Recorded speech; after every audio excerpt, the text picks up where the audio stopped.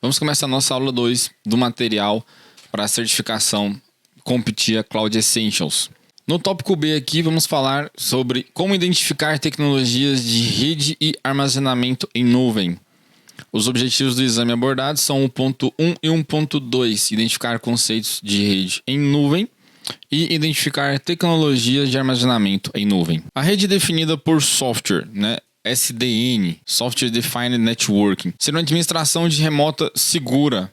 Existem tipos diferentes de conexão de rede e as redes devem ser seguras e confiáveis. Com o SDN, a gente consegue ter uma administração mais dinâmica e flexível do que as redes tradicionais.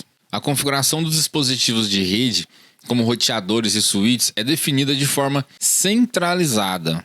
Reduz a carga de trabalho dos administradores de rede, eliminando a administração de cada dispositivo de rede individualmente. Os dispositivos de rede podem ser distribuídos geograficamente, mas são gerenciados centralmente. Então, uma imagem aqui para ilustrar um pouco melhor isso daqui. Tem aqui lá o administrador da rede e 2 equipamentos de switch. Bom, em uma empresa pequena, você gerenciar 2 switches é muito tranquilo. Mas imagina em uma empresa grande que você tem facilmente aí 20, 30, 40, 50 switches. Imagina você ter que gerenciar isso tudo. Ter que ter um IP para cada switch, um usuário, uma senha. Ou uma senha padrão, coisa que ninguém usa. Para os switches, para os equipamentos. Sem contar roteadores, firewall. Em caso de empresas que têm filiais, que a segurança às vezes é centralizada. Então, assim, é muito complexo. E aí, com o SDN, temos aqui um gerenciador, um servidor de gerenciamento de configuração. E através dele, o administrador consegue configurar os switches de forma muito mais tranquila. Por exemplo, ele precisa criar uma VLAN lá entre esses switches e tudo mais. Aqui ele teria que em cada switch criar essa VLAN, enfim. Aqui não, ele pode mandar um comando aqui. Isso é replicado em todos os switches, Facilita demais a vida aqui do administrador. Aqui ele está trazendo um exemplo de switches, que eu quero não, que mais tem na rede para poder ser configurado, alterado, gerenciado, Mas pode ser utilizado também com equipamentos de firewall, UTMs, roteadores, access points, enfim, são N dispositivos. E falar um pouquinho agora sobre Secure Remote Administration, administração remota segura. O tráfego de rede ele é relativamente fácil de interceptar e ler. Então os administradores de rede devem usar uma conexão de rede segura para gerenciar os serviços de nuvem. Aqui tem uma imagenzinha aqui de um laptop, e um acesso aqui por HTTPS. Ele acessando aqui uma página de gerenciamento pelo notebook. Bom, e o acesso remoto, a gente tinha lá, só fazer um adendo rapidinho aqui, era época do Telnet, que isso era passado em texto claro e tudo mais, Hoje já não se utiliza mais esse tipo de acesso remoto. Utilizamos aqui bastante, massivamente, SSH, que é administração remota por linha de comando, A famosa lá, CLI. Comum em dispositivos, comum em Linux e dispositivos de rede, roteador, switch. Normalmente quando o roteador é mais tranquilo ter, switches quando são gerenciáveis também possuem SSH. O RDP, que é o Remote Desktop Protocol, é uma interface gráfica criptografada que fornece acesso a uma área de trabalho do Windows. O HTTPS, Hypertext Transfer Protocol Secure, conexões pela web criptografadas para administração remota por meio de um navegador web. Então, às vezes a gente tem equipamentos, switches, que ele só tem um gerenciamento por HTTPS e HTTP também, às vezes, Mas, obviamente, a gente prefere por HTTPS. Alguns têm SSH também, Equipamentos, assim, de maior nível, de maior custo e coisas do tipo.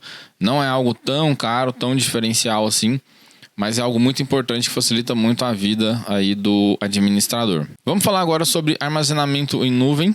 O armazenamento em nuvem ele é facilmente acessível de praticamente qualquer local e dispositivo.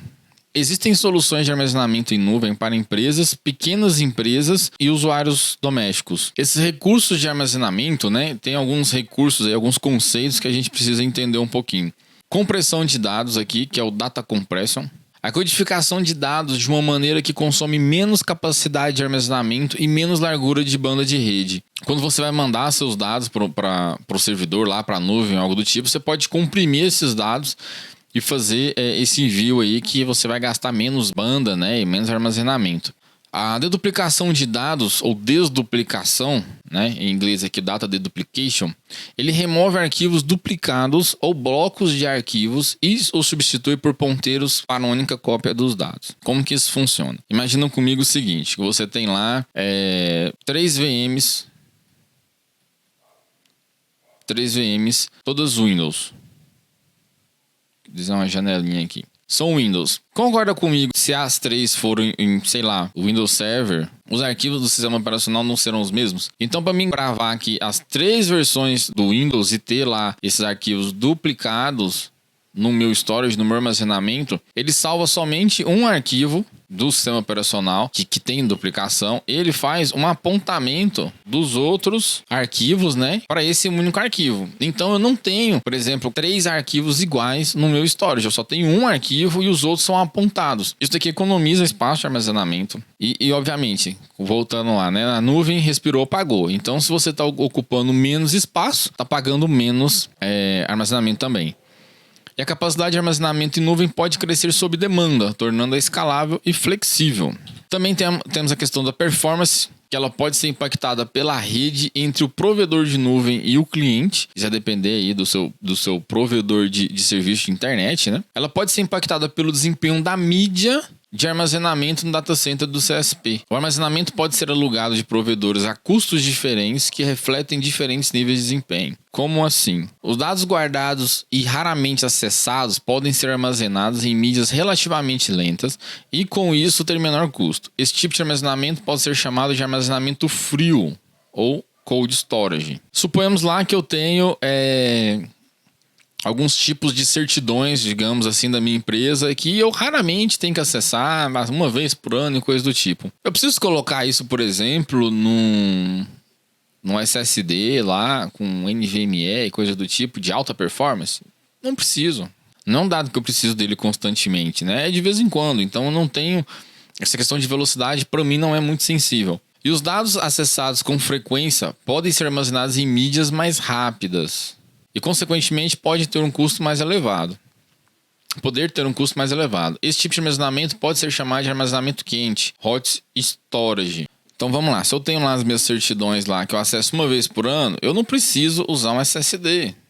Eu posso usar lá um armazenamento de HD, algo bem lento lá e bem mais barato. Agora, se eu preciso, por exemplo, de fotos para o meu site de imobiliária, precisa lá de mostrar essas fotos lá dos imóveis a todo o tempo para os clientes. Então, aí eu posso colocar isso aqui no SSD, que teoricamente vai ter um acesso muito mais rápido. Obviamente, a gente sabe que um custo de um SSD com HD tem um certo diferencial de custo, né, de valor agregado. Então, esse armazenamento para mim na nuvem, ele vai sair um pouco mais caro também. Temos uns tipos de armazenamento. Eu tenho File Storage, que é dados armazenados como arquivos. Ele é flexível, fácil de navegação e comum para a maioria dos computadores. Block Storage, dados armazenados em blocos. Os blocos podem ser armazenados em diferentes mídias eficientes, escaláveis e fáceis de gerenciar. E Object Storage, dados e metadados são armazenados e os metadados são usados para remontar as informações. Altamente escalável e muito eficiente. Vale a pena ter esse conceito aí, essa diferenciação em mente. Temos também o armazenamento em nuvem pessoal. Usuários domésticos e pequenas empresas utilizam armazenamento em nuvem em uma pequena escala. A tecnologia de armazenamento em nuvem pode ser fornecida por um dispositivo de armazenamento conectado a ele, que seria um NAS, né, o Network Attached Storage, que é conectado na rede interna do usuário. Vamos imaginar que você precisa de guardar seus dados aí em algum lugar, e o seu notebook ou o seu desktop, o espaço de armazenamento é pouco, SSD ou HD, enfim, o que seja. Ou às vezes até mesmo no seu smartphone. Então você pode comprar um equipamentozinho desse aqui NAS e você faz a sua nuvem pessoal de arquivos. Alguns equipamentos disponibilizam um site para você acessar de qualquer lugar e tudo mais. Então, você conecta isso na sua rede, no seu roteador aqui, ó.